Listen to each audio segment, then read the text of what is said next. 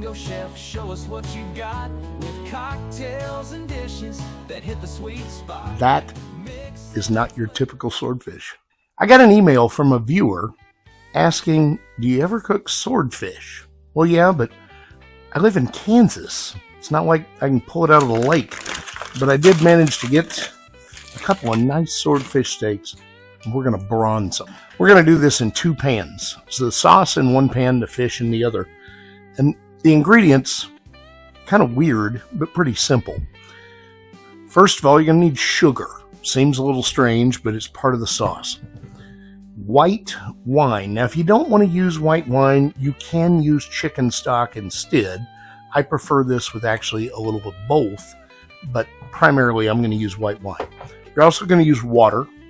You can use cilantro if you want this to be a little spicier, but I actually prefer the flavor of Italian parsley, which is a close relative, and this grows in my herb garden in the basement. I've also got a couple of lemons. We're going to use the juice, some local honey, salt, pepper, and garlic, olive oil. You need a good olive oil. Don't just buy really cheap junk. Some green chilies. Now, if you want to spice this up a little bit, you could use jalapeno slices, but I think it takes away from the overall flavor. I like the green chilies, just the mild chilies instead. And last but not least, blackening seasoning. Now, I make my own. You can buy this stuff in a container at the grocery store. Use whatever you want. The first thing you're going to do is rinse the fish. And I'm going to use this bowl. I'm going to put the 2 pieces of fish in here and let them soak in water for about 3 or 4 minutes so I get anything off of them that I don't want. Then I'll dump the water off and we're going to purge them in this blackening seasoning. After dumping the water off the fish, I'm just going to throw some blackening seasoning in here. Lightly move that around. I don't want these coated because I'm not blackening them, I'm bronzing them. There is a difference. Give a little more for the other side. Get a nice light coating of that seasoning all over the fish. You can roll them around in it a little bit just so it gets even. And then we're going to get some oil started in this pan. So I've got the pan on this side running at about medium high, and I've got this pan running at high. I'm going to put some water in here and start building my sauce as I put oil in the bottom of this pan. Now you can use a good olive oil or a salad oil, works as well. But stay away from anything that's going to give it a lot of extra flavor. Don't use a sunflower oil or a peanut oil. I wouldn't even use canola oil, quite frankly. And I just honestly don't like to cook fish and vegetables. Now I'm going to chop up the parsley and get it ready to go in the sauce. I'm going to start by putting water in the pan. And what you need is enough to fill the pan about 1/3 of the way full. That's probably about a cup. I'm just going to drizzle some honey in here. The more you put in here, the sweeter it's going to get. Also, the thicker it's going to be. That's about a tablespoon that I've added. I'm going to juice of 1 lemon in here. I'm going to add about a tablespoon of sugar. I'm going to add about a teaspoon of salt, pepper, and garlic. This is all going into the sauce side. Just a little bit of the chicken stock, maybe 2-3 ounces. About the same amount of white wine. And then,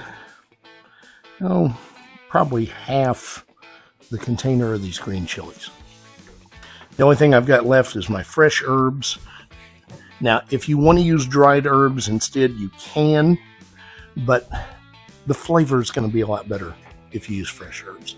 Now we're just going to kind of whisk this together lightly, and we're going to let it come to a full boil. Meanwhile, our oil is nice and hot, and we're going to bronze our fish. The fish should make a nice sizzle when you lay it in there. And we're going to cook it on each side for about 3 to 4 minutes. Now, if you have a broiler available, when you take it out of the pan, you can put it in the broiler to finish. But I'm actually going to finish it in the air fryer, just because it's convenient and it works well. My fish has only been cooking for about a minute, but you can see I'm getting up to a good boil here. I want to move this around a little bit. Don't disturb it too much, but make sure you've got high heat going, because we really want that to reduce.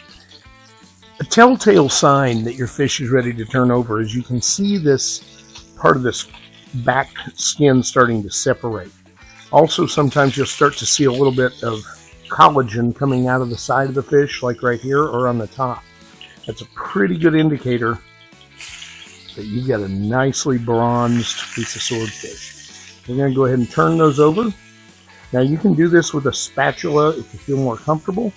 The idea is to turn them as easily as possible without breaking them, or worse, sending grease all over your kitchen. All right, I should have a nice bronzing on both sides now. We'll just go ahead and take a look. Perfect. We're going to take the heat off of those. And as I said, you could finish this in a broiler. Honestly, if you like the fish really undercooked, you could go ahead and eat it, because these are going to be right about medium rare right now.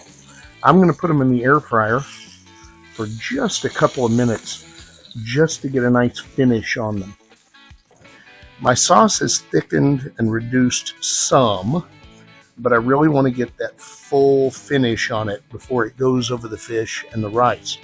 So what I'm going to do is make a really simple slurry to put in here with cornstarch. And you can see this is reduced.